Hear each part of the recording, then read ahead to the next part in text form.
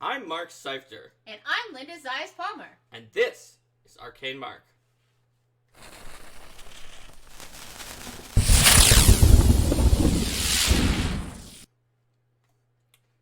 Welcome, everyone, to a lugubrious episode of Arcane Mark. Design Diaries, Horror Adventures. So, we have already done an episode on the general topic of horror in your game. Yeah, and if you haven't seen that yet, check it out. We're going to try not to repeat content from that episode, but instead just keep telling you to watch that episode. So if you keep hearing us just saying to do that, just check it out. It's super easy, because by the time you hear this episode, YouTube, it'll be up on YouTube. Thanks, dear. No, it's true, right? Because by the time this one is up, then the previous one will be up. By the time that YouTube hears this. Yes, it'll be up. But so, not by the time there Twitch you go. hears this. By the time you hear this, Twitch, you can't check that episode out, but we could watch it on our computer. Gotta get it edited, okay? I'm working on it. Alright. I figured out a better way to do things. No, your way is really awesome, and the new computer helps to do it better. So, and the update for Vitamux that we have lets me encode directly to MP4 without having to use a converter, so that YouTube plays nicer with it. Oh yeah. So that's way better. Good. Like, it still takes YouTube with the connection we have and stuff like that, like 30-40 minutes per episode to upload something. So it's a matter of like getting them edited and then also just remembering to be like, okay, go here, click, wait, do this thing. So, that's right. Yep.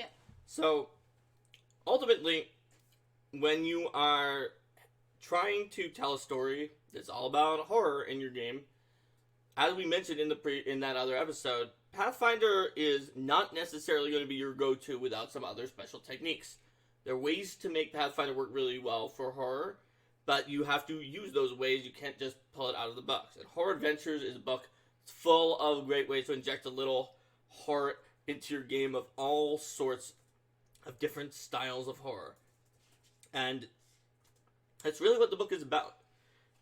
And I've used this book as recently as this past Saturday because of the fact that Horror Adventures include the Shadowbound Corruption. I've been running a 2 levels up-leveled Cradle of Night playtest, which we finished somehow only because of the fact that the party did the entire dungeon in 1 4-hour session. Wasn't the it final like dungeon. Wouldn't the dungeon have like 15 encounters? And it had like 3 of them. It had 35 encounter areas, but the witch used Prying Eye twice in it, if you know what the map looks like for that last dungeon. The exact 2 places where you want to be using Prying Eye. And we used Pass Wall at one point, and you had Pass Wall also from the witch. Well, we stealth passed something that we had to get like a 39 to stealth past. Yeah, that was not easy.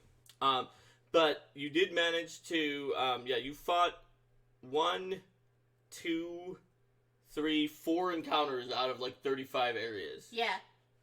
Good time. I think you diplomacied one of them. Yeah, that's fair. So like, they're 5. That counts as defeating the encounter. Yeah, so that's 5 encounters. Yes. Anyway, Horror Adventures just has a lot of good tools that, I mean, obviously we had to convert the Shadowbound Corruption, but it was very crucial that Linda's character's sadistic pain ability had a critical failure on the final boss's saving throw against her investigator, which caused him to be sickened too, and he just never had the actions to get rid of that, which caused him to be so sickened that the gymnast was able to restrain him with a critical success on his grab, and then that was lights out. Yep, that was pretty awesome. Very cool. Let's talk a little bit about Horror Adventure. So, to give the preamble, as usual with these books, I did a lot of design work on them. This one in particular, maybe just because of the portion where we were in trying to accelerate our process to get towards being able to put out 2nd edition, let alone Starfinder. Hi, Joe. Hey, welcome, Joe. This was one where I really wound up doing a very high percentage of stuff, so I'll have more to talk about, whereas you may have seen in previous episodes, like the last episode, I was like, oh yeah, the feats chapter, this was mostly Steven, so I'll talk about a few highlights of a few things that I did in here. But also, this was a book where we asked Linda to take the task of incorporating all of our lore and rules from numerous other authors, from the original Game Mastery Guide all the way through some stuff Brandon Hodge wrote for Occult Adventures and throughout different adventures, and to both codify and reimagine the way that we think about haunts completely. And that is what Linda did with new types of haunts and a vast arsenal of haunts that she worked on as a freelancer. So when we get to the haunts, we're going to... she wrote them. Mm-hmm. I did the design pass on them after it came Certainly in. Happy So to talk about we're going to be able to talk about that pretty easily. So let's go into the book. We will skim past portions that are similar to what we talked about in the horror episode. So it starts out with playing a horror character. It's a little different than the GM tools horror that we talked about because it's player tools for being in horror. Mm-hmm. And I think this is really a cool introduction, even though most people skip introduction, so they probably didn't read it, because it talks to you about how to have more fun, just very frankly, in a horror adventure, with advice like plan to be frightened. Don't start with a character who's not afraid of anything, because you're just not going to have as much fun with the horror game. You're going to be the one person who's like, oh yeah, I'm not afraid again. So if you build a character who is nuanced and has hopes that can be either realized or horrifically corrupted while they're being realized or taken away, who has just independent fears and other emotional connections to things, it can help you build a better horror character. A character who is emotionally invested in what's going on around them, and players having an emotional investment in what's going on with their character. That's right. And then, of course, working together with your GM is in there to talk about how you and the GM can work together to make the horror game more fun. So that's a really cool introduction that I'm glad we were able to include.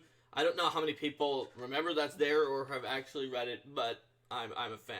Mm-hmm. The next thing we had was the levels of fear. So this was one, and the more we move on in books and the more that he is just freaking everywhere in the company, the fewer times we get to see something that is like a deep Jason design. And this fear levels, Jason just went through and he came up with 7 different types of fear with an interesting breakpoint where it goes to the breakpoint of narrative control. By which I mean there are lesser and greater fears, and you might have wondered, why are they split between lesser and greater fears? Where does the breakpoint happen? Why does it say that you can't go from the lessers to the greaters unless an effect directly takes you into the greater fears? Mm-hmm. The reason for that is all 3 of Jason's lesser fear effects, you don't lose control of your character. You're going to take some penalties, but you get to decide. Greater fear, you don't get to decide. And if you'll remember, Pathfinder 1st Edition, theoretically, in the regular fear system, all fear effects stacked. Shaken became frightened, became panicked, but then like 90% of them said, as an exception to the general rule, this one doesn't stack because, oh gosh! Yeah. Nobody wanted to stack Shaken into frightened because you lose control of your character. Yeah. And there's some places that we forgot to do that. Like, there was a sock heal, I think, some sock heal that in Jade Regent when I ran that sock heal, I realized that it had 2 things that did Shaken on like a successful save, and it didn't say they didn't stack. So, therefore, the entire party ran away. I mean, that's just sort of a trap, then, where if you have to remind yourself literally every time that it doesn't follow the usual rule, you forget once. Yep. And it also looks intentional, and players building characters from 17 different books can find those combinations where they all stack up, and it's just like... And so, the way Jason did it here, you could stack them, but in order to get between the threshold of just penalties, you play your character, and nope, the GM is in control and you're running away or transfixed. Like, they get worse from frightened, but once you're already running away and you don't get to pick what to do, it's not as big a deal if it gets worse than that. Yeah. So, it's really interesting, and then there's a sidebar in fear immunity that I see some people talking about in the chat about paladins being immune to fear. The sidebar just frankly says, yeah, immunity to fear is not good for a horror game, so if someone would have it, maybe consider ablating the amount of fear levels that they would receive. All right, so the next one is the sanity system, and so that's one that I know on the message boards. That's one that Steven really had a strong hand in working it out. And I know on the message boards there were a lot of different opinions about this one, and frankly, to be honest, like, there are a lot of pitfalls in a sanity system. This one was fairly simple and light so that you can use it more easily. Mm-hmm. And basically, you have a sanity score. Once you're below your sanity threshold, some bad things can happen to you, and you have a sanity edge that is basically going to see whether or not a really bad thing or only a slightly bad thing happened to you. So it's easy to use compared to like a really baroque sanity system. And isn't one of the places where because I know that like when working on this book that that Paizo consulted with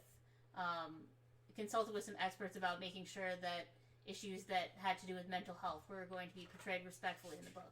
And I think that happened in the was it this in the sanity system, or was it more in one of the other sections? I think that may have been true. And definitely we had a belief about sanity and the madness section, which I believe is somewhere on page 182, which is that we wanted to focus the madness on being a little bit more generic. So there were certainly things like amnesia and catatonia that you could have, but like, for example, the one that makes you evil, we changed it to be called moral insanity instead of, I think it was just called some real world, Yes. an actual real world in the Game Master Guide, the exact same one, because we were sort of stuck with some of these madnesses from the Game Master Guide, but we didn't want the one, I can't remember what it is, but in the Game Master Guide, it just gives a real world diagnosis and says, Now if you have this, you're now evil. Yeah. So it's more focused on like what are the symptoms and how do they affect, as opposed to being like, this is what this real world is. This real world diagnosis means you're evil. We did not want to do that. Mm-hmm. So the next thing is the corruption system. That's sort of one of the centerpieces of the book. It tells a tale of gothic horror, as we discussed in the horror GMing episode.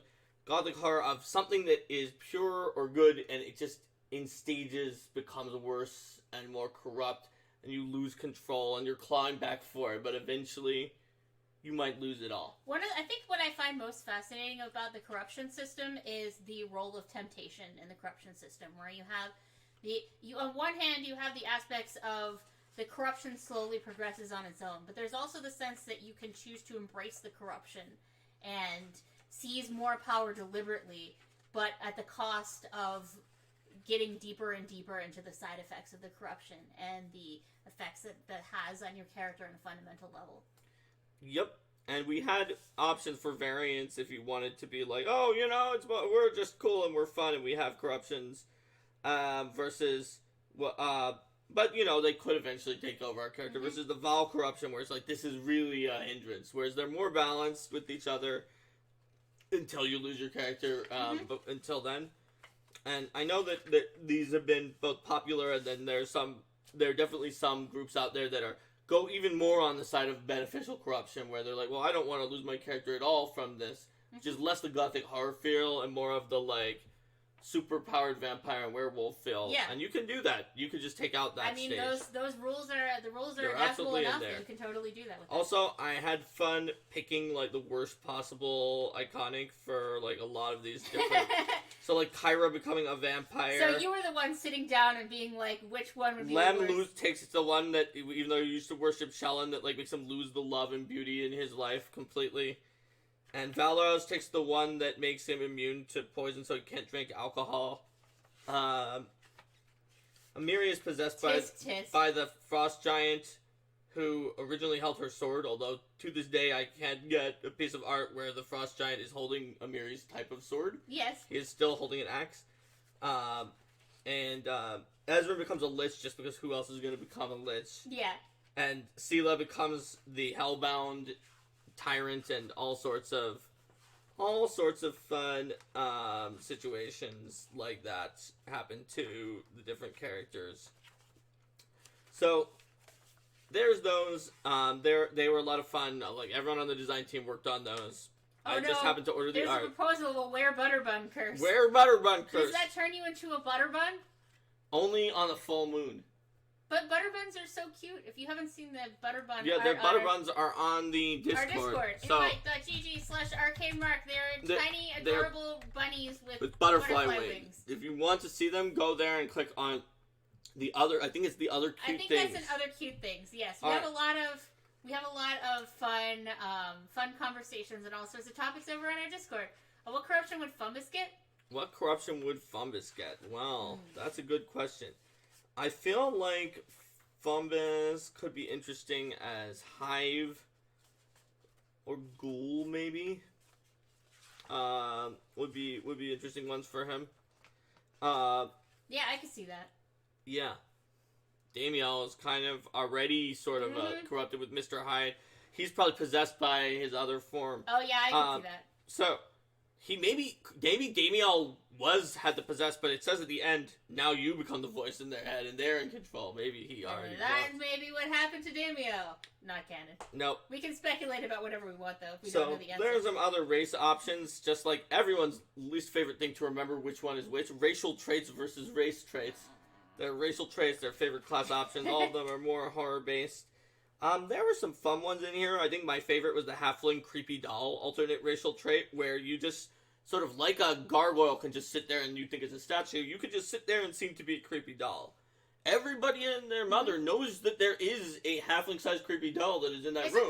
They just don't know that it's you. Is this the one that has like the halfling serial killer vigilante picture or whatever? Is that? Yeah, there's a serial killer vigilante. Okay, because that seems like that would be appropriate for the serial killer vigilante or whatever the halfling one was.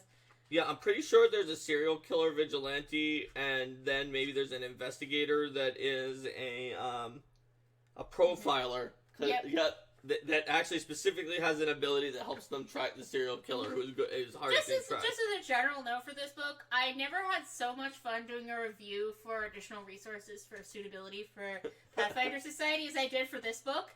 It's just so easy to say nope. Because it's like the following options are not appropriate, and then it's like torturer, gaslighter, serial killer, secret assassin, like flay soul.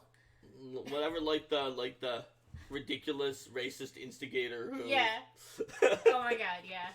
Yeah. That list just made me laugh. It was just like, yeah, these are not appropriate for organized play. This is a huge list of evocative terms that people can clearly tell her. Yep. So let's move on to the archetypes and class options. This had a lot of interesting things. From the Blood Alchemist that is sort of got like a Full Metal Alchemist vibe with alchemical circles and using the lives of people to power their alchemy. Something of equal value must be lost. Yes. The principle of equivalent exchange. the mad scientist that just does like, I get a mutagen, or no, what is it? You get an extract that's one level higher than the one you were trying to do, but it's random. Which one is it? Who knows? Did you just do skin send and now your character is helpless on the floor? Oops. Yeah, I guess you did. Skin send. Yep, Lunius Am, you're right. Gaslighter the Mesmerist. Then the Barbarian had the very popular for the whole were creature theme Moon Cursed archetype, as well as the Dreadnought, who was just like, I calmly kill you. My rage is that I am kind of a serial killer.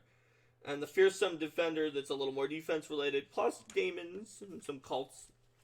So these archetypes are all ones that I generally look through some of these sections. The Elder Mythos Cultist that goes to Charisma, and for not only its casting stat, but also like most of its will saves, but it always fails against confusion effects because it's giving in to the Elder Mythos. We have the Druid, which has not only the kind of interesting life channeler that's like, oh, you can be the Harvest Queen, and then we will sacrifice you so the crops will grow. The Devolutionist, who is like, my animal companion was a human that I devolved into an ape-like being. And then the Death Druid that feels that life and death are part of the process of the natural world, and that they have a phantom instead of an animal companion, like you can see here. This is my Jade Regent character. That piece of art was basically Linda's Jade Regent character as an archer druid of that sort of similar style with a phantom style companion that And is the Phantom, that is a Viking that is her character's mom. Yeah. So and now she's in horror adventures, so that's pretty cool. I do appreciate when you find excuses to put my characters into things. The a lot of these archetypes just you might not even remember they're in horror adventures just because they're fun ones. Like I like this. I like the hexing living, hammer. no, the living. The Yeah, one who, that's not the one. Yeah, the living grimoire. Yeah. That's what I'm talking about. Yeah. It uses its book as a weapon. I just like the idea. Well, I just like the idea of it's basically. I picture like all these heavy textbooks and all these heavy tomes that you always see the people carrying around, and then there's the question of okay, you know, how much bulk really is that? And this is an archetype that really embraces the whole idea of the book as a weapon. Well, All the people who are always saying, you know, the core rule book is a weapon because of how heavy it is. Well, that April Fool's adventure about going to the Paizo office, I think, had Jason as a Minotaur living grimoire using the core rule book as his weapon. Oh yeah, I think that's right. Yeah. So the investigator, you got the cult hunters from Lovecraft's idea, the gravedigger, which is a kind of adventuring gravedigger, and then the profiler that's all about like, I know exactly how this person thinks. I can follow them with no clues. They're actually physical just by going into their headspace and seeing what they're going to do. The kineticist... Of course, going into the headspace of whatever you're chasing down in horror adventures not always going to be the safest bet. The kineticist has some of the weirdest kineticist archetypes until maybe like the defiling one from Ultimate Wilderness. Because the Dark Elementalist is an intelligence-based kineticist that is the only class in Pathfinder 1st edition that gets stronger and stronger the longer you keep adventuring during the day and is just more and more powerful, ready to do things, and has not paid any price. In fact, they're not quite as good when they're starting out, which is interesting and very different. And then the psychokineticist that fills that horror theme in that sometimes the psychokineticist can, you know, go a bit wild with emotions and is wisdom-based. And they can get, like, their will save breaks down instead of their hit points. And plus, some utility talents, but the voices in your head are actually an elemental friend. You always want those. The medium had these ridiculously horrific legendary spirits. The Butcher, the Deceiver, the Heretic, the Lich, the Terminator, and the Warmonger that all required you to be really awful and gave you some fun and evil abilities that really fit in with the horror theme. So speaking of that, I mean, this book really has more options for evil NPCs or evil characters than pretty much any other, if not any other, hardcover RPG book for Pathfinder. But it also has a lot that's good for anybody. Oh yeah, no, it's totally. I mean, the majority of it is, but I think it's one of the first books to really sort of explore giving those options for those terrible villains as well. Right, because like the Gaslighter and the Hate Monger, that's the one that riles people up with hatred. Pretty evil, but the Dream Stalker, like maybe you're gonna stalk someone's dreams and cause horrible problems to them and not be evil. Plus, you got a nice picture of a changeling Dream Stalker. Then the Occultist, the Haunt Collector, and the Talisman Crafter are both enormous archetypes. They're very interesting, and they're pretty heroic. Yeah. The Paladins, those have the Tortured Crusader and the Martyr, which were both particularly popular for being very different. The Martyr basically gives bard abilities out by like bleeding to their allies, and all the of these Tortured replace Crusader, fear immunity as well, right? They all replace immunity to fear, so that people have more options for. Not Soul Sentinel, the third one, that's just very small and mostly helps you with like confusion effects and other things that you might find in horror. But the Tortured Crusader and the Martyr both replace fear immunity. Martyr helps everybody more against fear, but you are not immune. And Tortured Crusader, you're kind of cynical, and so you're not immune to those things. All is darkness is one of their abilities. But you do get some pretty cool special powers. So that's partially to make it a paladin fit better into a horror group, but people just like the Tortured Crusader anyway. It's wisdom-based. So the Slayer has the Family Hunter, which is just trying to chase down a family line, Witch Hunter, and the Bloody Jake, cruel backwoods folk who prey upon their country cousins.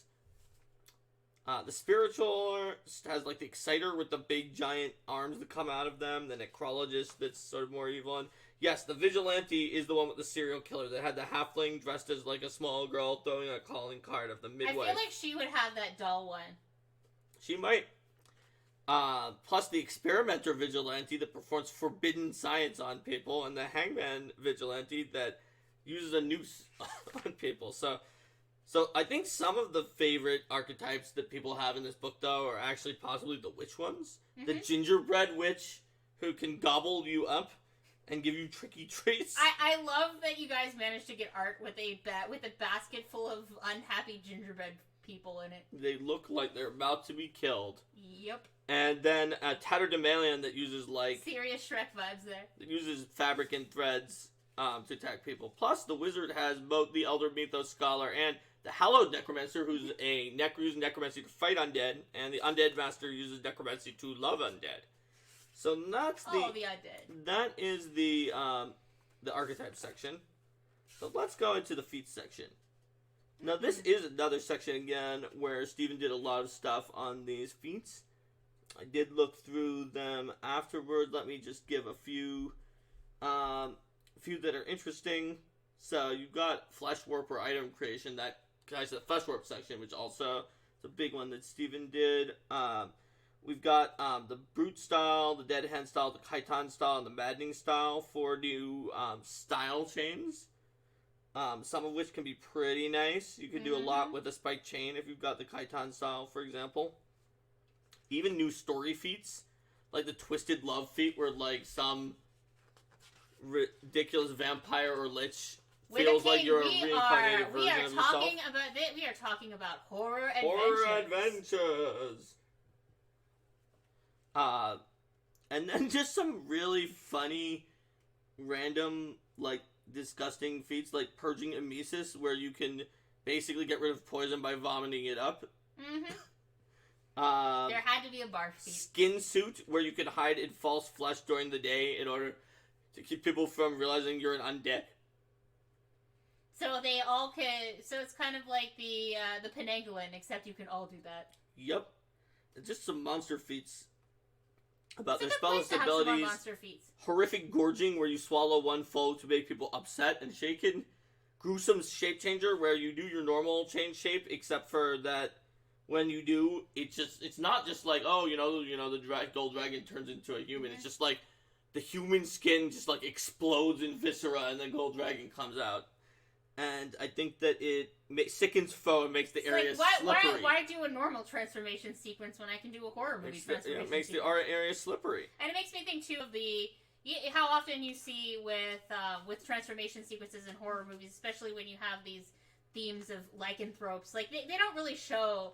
You never see the werewolf doing the transformation and it's all happy and great. Oh, boy! Yep.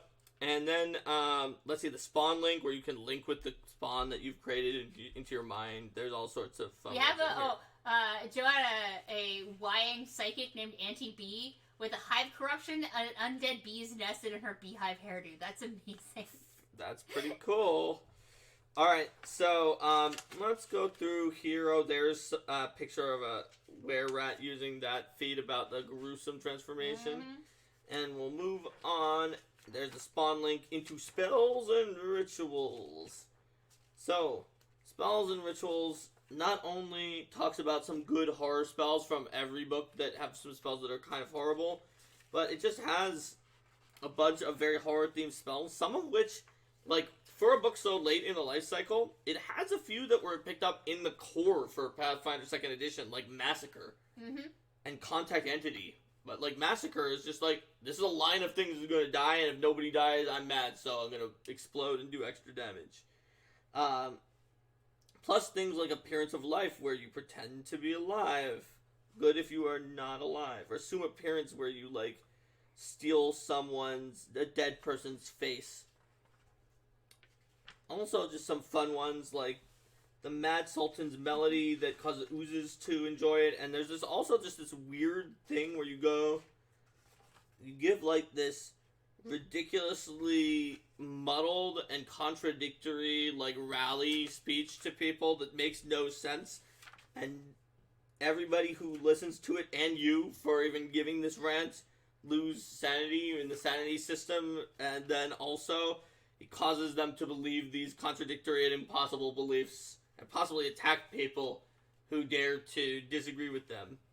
Very good for setting up your mythos cult. Yeah, a mythos cult, or like an evil politician who riles up people that ways. Things like pessimism, the maze of madness and suffering. That's a maze, but you also suffer when you're inside of the maze. I think it's interesting to compare the spells that are used to conceal aspects in horror to the spells that are used to conceal aspects in intrigue. Because very much in the concealing spells in horror are more toward, there is this thing that I must hide. Whereas there is this thing that this other creature must hide, and then and the idea that there's always that potential of the dramatic reveal, and that someone might be, and that if someone has a secret, it's probably going to be something terrible. Yep. Also, the immediate action spell Decapitate. Like you do. Yeah, everyone likes decapitating. There's also some fun ones with like a giant waves of blood. And there's some good ones like Sacramental Seal that are trying to... That tells the story of like, this object is so evil, I will make a seal to permanently trap this until it inevitably breaks free. I mean, there has to be a spell like that because... It even has rules for it to inevitably break free. I mean, yeah, like, how many stories do we have about something was in prison for a huge amount of time, and then suddenly, just around the time that the PCs are doing things, then something terrible happens, and now you're on a tight timetable. Plus, we have, like, murder spells, we have waves of blood, we have things that, like, torture someone's soul. And people are like, oh, whatever, that's fun. But then, Vile Dog Transformation, which turns these dogs into these acidic hellhounds, and then the dogs just, at the end of the spell, explode into piles of acid. That's where people are like, oh, that's too evil.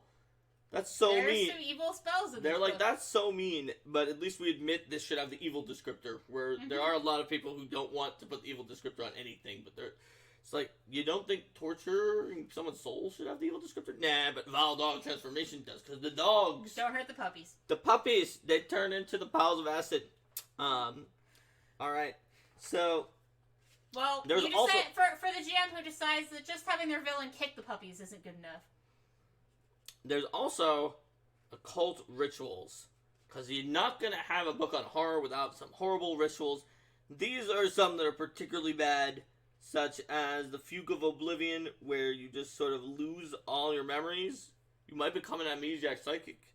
The Hungering of Shadows, where the shadows, I think they eat the sun, and then there is no sun. Paired Suffering, where when one person suffers, so too does the other, usually so that they, let's see what it is. Oh yeah, you must slay the other to succeed. You have teenage twins, young enough they haven't gained a level in a PC class.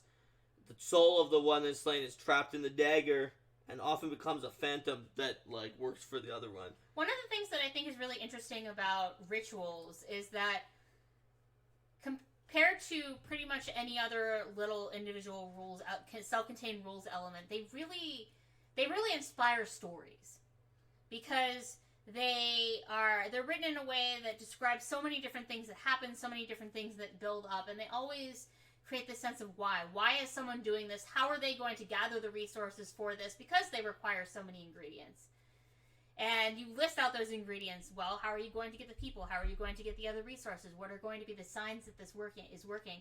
And the fact that they take so long, too, so they can be interrupted if people come in just in time. Or they may be something that's continually happening and getting stronger and stronger with time. Second Sight, for example, is when your eyes are closed, you see through somebody else's eyes.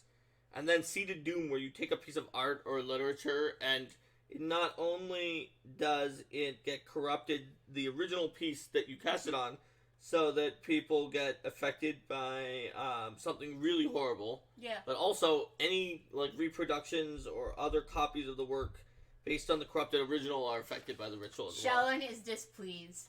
Yep. So let's move on to the horror rules. We've got in here a bunch of different things, and this is definitely a section that I wound up doing a lot of curses design look on it. So, and then you wrote the haunts, which are in here. So yes, curses are some new curses that are just sort of give a variety of fun ways to curse people, from being hunted down by an Anku, if you're Yoon, the iconic kineticist, to having your fate be sealed to be killed by a certain cause of death that you just very likely to die from. Plus rules on just flavor rules you could use for any system about creating a new curse, make it logical, make it interesting, make it interactive, and make it simple. And then rules on breaking a curse in ways that curses sometimes are ended in fairy tales or other stories. So people can understand it and make sense of it and work with it. Yep. Cursed items and some new cursed items. Cursed land and areas that have weird curses on them. Structures that are cursed. Areas that are just horrible regions. Because when it comes to a horror game, anything can be a source of horror. Anything can be that. If you think about how many horror movies you have that the source of the horror isn't necessarily something that in and of itself would be something you think of as dangerous. Yep. I feel like there was like death curses in here where you die and you give a curse to other people. Mm-hmm. Curse templates so you take a regular curse and make it contagious now and can pass on to other people. Uh-huh. Or a generational curse that passes to your children. Yeah. So, I mean, Pharasma loves those for some reason. All right, let's move on to poor Lamias. Let's move on to horrific diseases. This is another section where we take one kind of affliction and we kind of twist the knife. We've got disease templates like incurable that makes it very hard to get rid of it and cannot be cured no matter how many saving throws you roll. Lethal, where you're just gonna get harder and harder every time you fail to save, and you wind up taking con damage every time too, so it'll kill you. Because other than that, in Pathfinder 1st Edition, no matter if you took 750,000 strength damage from one disease that you failed, you probably die of old age by then, but you don't die from it. You can't. Almost no diseases unless they have con damage could kill you. So does this have any then countermeasures against, say, just being like, oh, I cast remove disease? Well, what about the magic resistant template? If you cast a remove disease on a magic resistant disease which actually eats magic, then it not only doesn't cure it, but it violently reacts and spreads to other people. Oops. And the lingering disease that sort of stays around after you thought it was gone and does some other things. Plus the plague that's super transmissible, super fast. The ravaging disease that does more stuff to you. Virulent that's harder to remove. All sorts of disease templates. And new diseases like bloody end, brain moss, your skin turning into stone, gore worms inside of your body. All sorts of fun. Moving on to environments. The environment section is a little different than some of the others in here and was kind of fun to work on because it's not necessarily new curses or diseases you put anywhere, but it's sort of set pieces. The location section in environments is just something you could just stick into your dungeon in a room somewhere. Divining water, you can look into it and shows you as whoever's in there as if viewed by a true seeing, except for sometimes it shows something as if they're a horrible creature using an illusion when they're really not. Yeah. So you're like, oh wow, this true seeing really good. Oh wait a minute, Linda is actually a demon, but she's actually not a demon, and it's just a false divining water. How can you be so sure? Detect evil. That won't work. You should cast Detect Demon instead. That'll see. Oh yeah, that's right. We talked about that before. I didn't think. Faceless statues, holy ground, all sorts of little locations, hazards such as a blood moon, the apocalypse fog, where just the fog causes zombies to come out of it. I think we have a picture of Harsk just fighting zombie giants over and over again in this section. The trees that come to life and try to kill you. You have the grasping undergrowth, clouds of blood, a doll that's just constantly staring at you, and domains of evil. Are you sure it's not a halfling? It might be a halfling. Domains of evil where everything is bad and it's hard to get out of them potentially and time passes differently. Then there's the horrific traps in this section. Those were kind of fun to work on because The idea of them is not just that there's a trap, but that this is just going to do something, often slowly and really terrible, seeming so that you just have the sense of dread. It's like, I'm in a sinking coffin.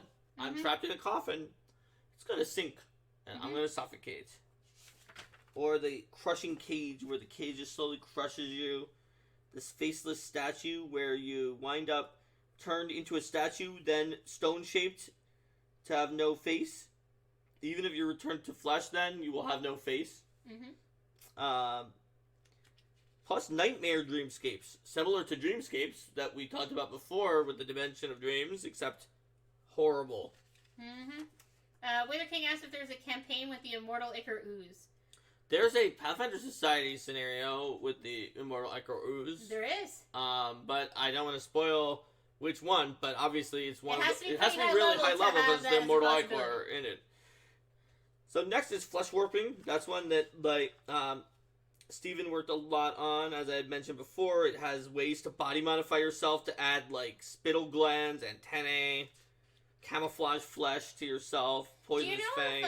Do you know if, any of this stuff ended up being in part inspiration for some of the ideas that went into the far less horrible augmentations in Starfinder? Because Starfinder, of course, has the idea of the weapon augmentations. Well, no, the. Oh, you mean the ones that are sort of biotech? Yeah. No, they're just totally different. They were totally different. There was no crossover here. Okay, I was curious. Yep. And then the Flesh Warp mutations, where you can roll a D100 chart and see if you get hair loss and weeping sores. I really like those charts. There's inspirational D20 or D100 charts that have all these different ideas for GMs to use. They're a lot of fun to mine for inspiration. All right. So then we have the haunt section that we said Linda was going to talk about. So I think we did a whole episode on haunts at some point. But I'm certainly happy to talk about these guys again. So with haunts, very much, I wanted to continue to move away from the idea that haunts are primarily mimicking spells, and also to explore different ways that you can get rid of haunts. I really liked the idea of being able to get rid of haunts in ways that are not just positive energy, that involve skill checks and other actions. And so that's one of the things that I really wanted to bring to the fore with that. So there's in terms of the modifiers in here, the elusive haunt is one that I came up with in part because I was thinking that haunts, the trouble with haunts is that it's kind of ambiguous. First of all, in a lot of cases, what is it that you are supposed to cast the positive energy on?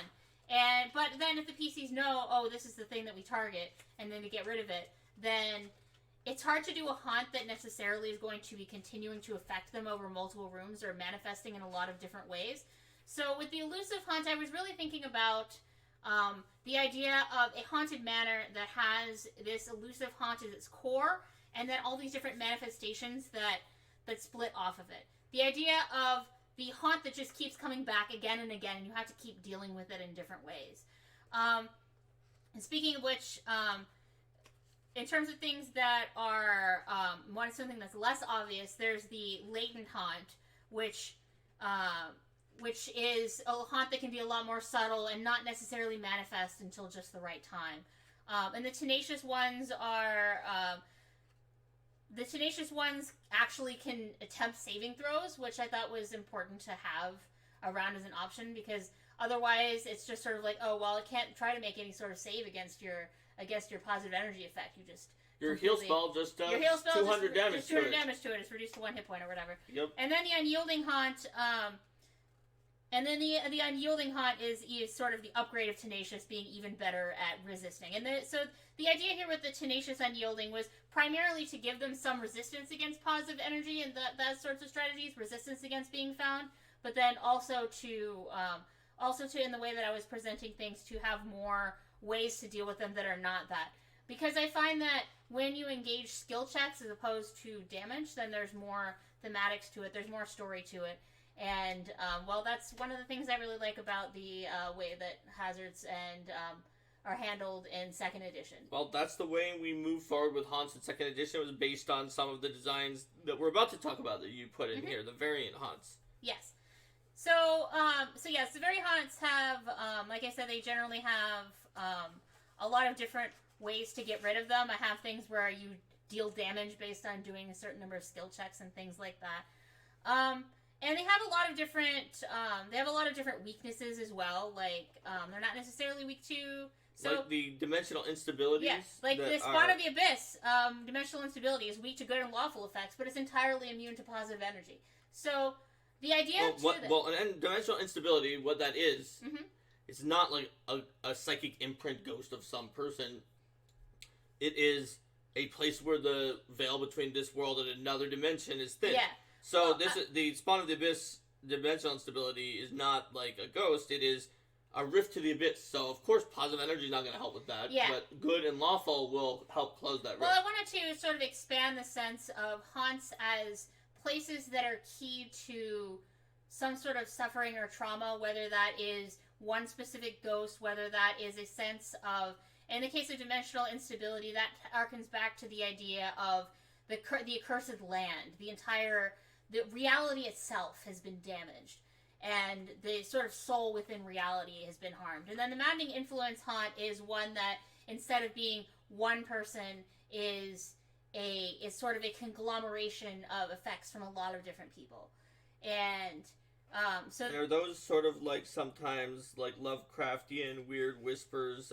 Weird Lovecraftian whispers. From and this one you have to try to you have to try to quell this one by putting your knowledge of what's going on to the fore, as opposed to, and I think this one you can use positive. No, this one's immune to positive as well. Yeah, this one's like make a knowledge check. Yeah, this one's more of a psychic haunt. Whereas the dimensional instability is more of a haunt that's based on Speaking of psychic haunt, there's also a psychic haunt, which is a different one. Yes, but right, psychic haunt. So you were thinking of the psychic haunt. I was thinking of the psychic haunt. I think the maddening influence was specifically the great old one. That's right. That was the old one.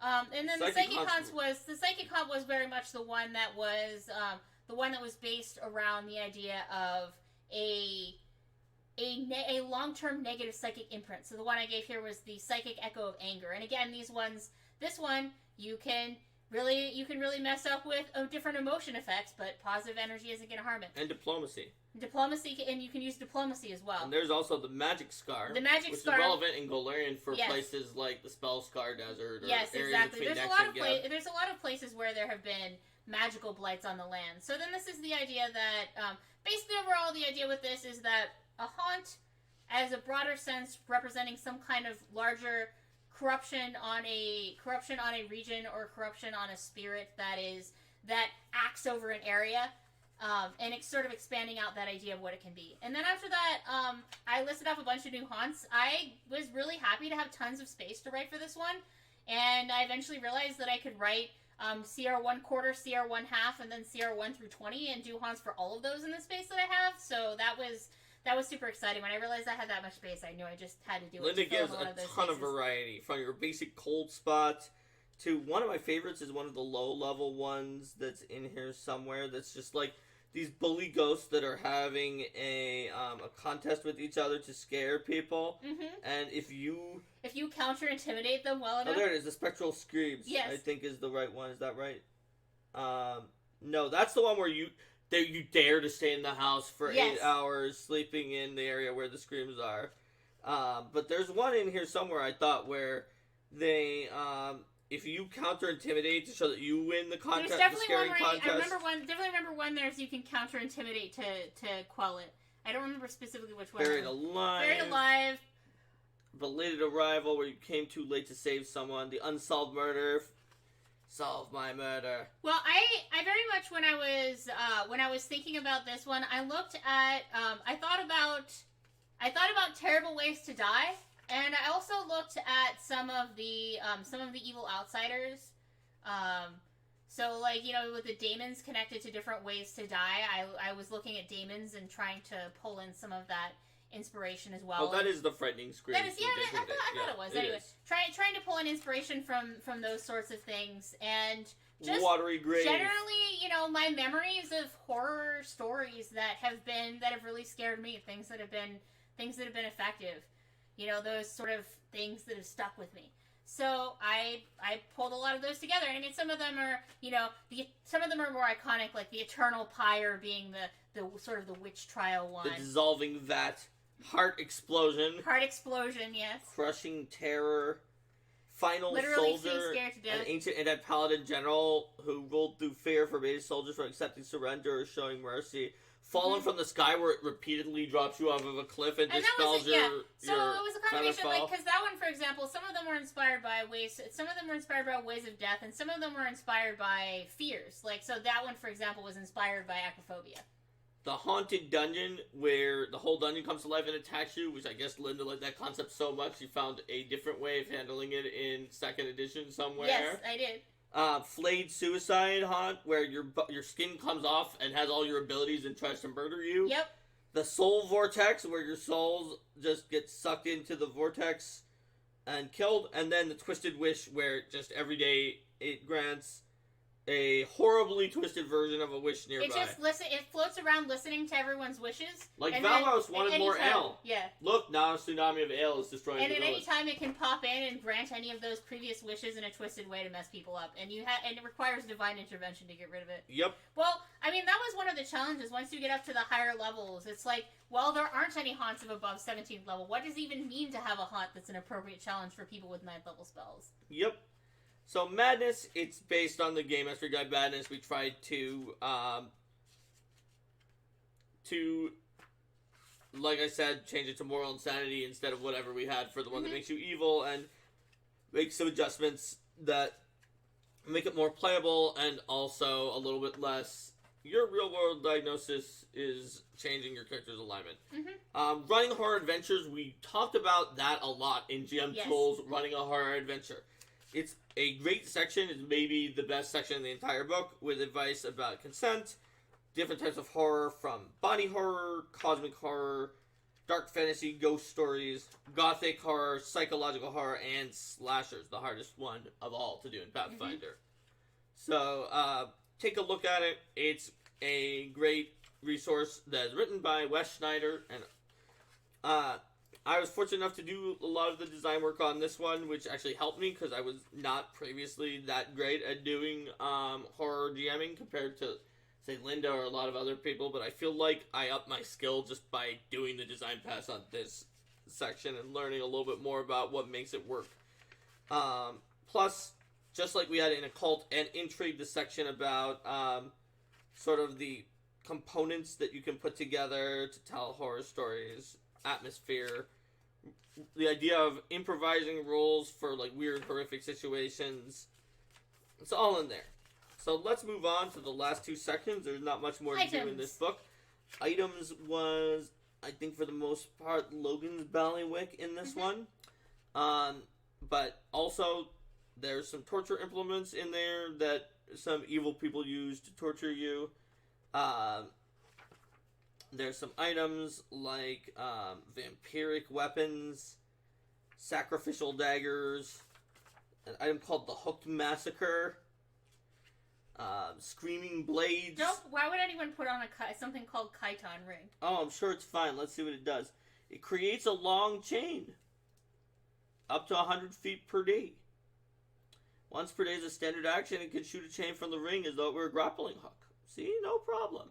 Everyone likes Chiton Ring. Heavenly Aegis Ring, I don't know if I trust that one. The Many-Eyed Staff.